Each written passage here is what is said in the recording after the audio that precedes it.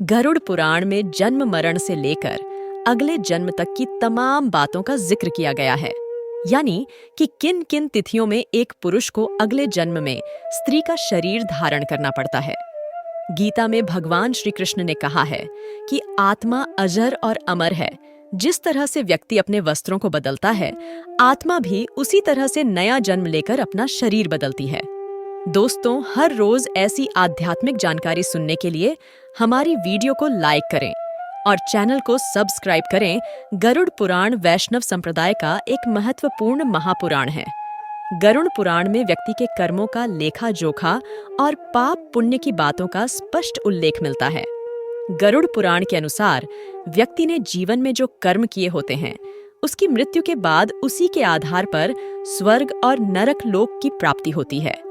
वहीं गरुड़ पुराण में मनुष्य के अगले जन्म से जुड़ी बातों का भी जिक्र मिलता है। माना जाता है कि मनुष्य के कर्म ही निर्धारित करते हैं कि वह अगले जन्म में किस रूप में जन्म लेगा। तो आइए जानते हैं गरुड़ पुराण में अगले जन्म से जुड़े किन खास रहस्यों का जिक्र किया गया है। गरुड़ पुराण के अनुसार माता पिता या संतान को दुखी करने वाले लोगों की अगले जन्म में धरती पर जन्म लेने से पहले ही उनकी गर्भ में मृत्यु हो जाती है। मान्यता है कि जो लोग महिलाओं को शोषित करते हैं या उनका शोषण करवाते हैं, उन्हें अगले जन्म में भयंकर बीमारियों से पीड़ित होना पड़ता है। इसके अलावा जो व्यक्ति किसी दूसरी महिला के साथ संबंध बनाता है, वह अगले जन्म में नपुंसक बनता है। गरुड़ पुराण के अनुसार किसी की हत्या करके पेट पालने वाले, लूटपाट करने या पशुओं का शिकार करने वाले लोगों को अगले जन्म में किसी कसाई के हत्थे चढ़ने वाले बकरे का रूप मिलता है। धार्मिक मान्यताओं के अनुसार किसी स्त्री की हत्या या गर्भपात करने वाले व्यक्ति को नरक की पीड़ा भोगने के बाद चंडाल योनि में जन्म मिलता है। यह सिलसिला तब तक चलता रहता है जब तक उस आत्मा को मुक्ति ना मिल जाए।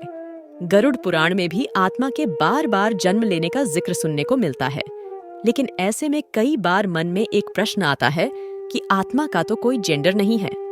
फिर जन्म के समय कैसे निर्धारित होता होगा कि कौन सी आत्मा को पुरुष का शरीर मिलेगा और कौन सी आत्मा को स्त्री का। इसके अलावा जो आत्मा वर्तमान में पुरुष शरीर में है, वह क्या अगले जन्म में भी पुरुष ही बनेगी, यह उसे स्त्री का शरीर भी मिल सकता है? इन सभी सवालों के जवाब भी गरुड़ पुराण में देखने को मिलते हैं। गरुड़ पुराण के अनुसार जब आत्मा को नया जन्म लेता है, तो जन्म पुरुष का हो या स्त्री का, आत्मा को उस शरीर के अनुरूप व्यवहार में धर कर अपना कर्म करना होता है। शरीर के जरिए कर्म करके ही एक आत्मा अपने जन्म के उद्देश्य को सार्थक भी बना सकती है और निरर्थक भी अच्छे कर्म करके आत्मा मुक्ति के मार्ग की ओर अग्रसर हो सकती है, और वहीं बुरे कर्म करके अपनी स्थिति को भविष्य में बदतर बना सकते हैं। यदि कोई पुरुष महिलाओं वाला आचरण करता है, स्वभाव में महिलाओं वाले आदतें ले आता है या वही काम करना चाहता है जो एक महिला को करना चाहिए, ऐसे पुरुषों की आत्मा अगले जन्म में स्त्री का शरीर धारण करती है। ठीक इसी तरह अगर कोई मनुष्य पशु के समान व्यवहार करता है, उन्हीं चीजों का सेवन करता है जिसका पशु सेवन करते हैं, तो ऐसे लोगों को निश्चित रूप से अगले जन्म में पशु बनना पड़ता है।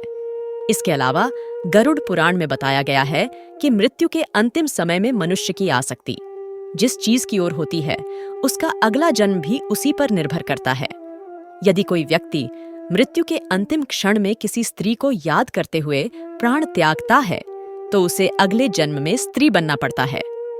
वहीं अगर वह अंतिम क्षण में परमेश्वर का नाम लेता है, तो वह मुक्ति के मार्ग पर अग्रसर हो जाता है।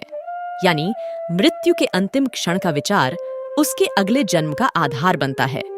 इसीलिए शास्त्रों में कहा गया है कि मरते समय हमेशा राम का नाम लेना चाहिए, या फिर जिस भी ईश्वर को आप मानते हैं, जिनमें आपकी आस्था है, उनका ध्यान करना चाहिए।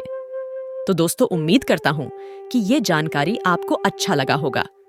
तो क्या आपके मन में कोई सवाल है तो आप हमें कमेंट बॉक्स में जरूर बताएं।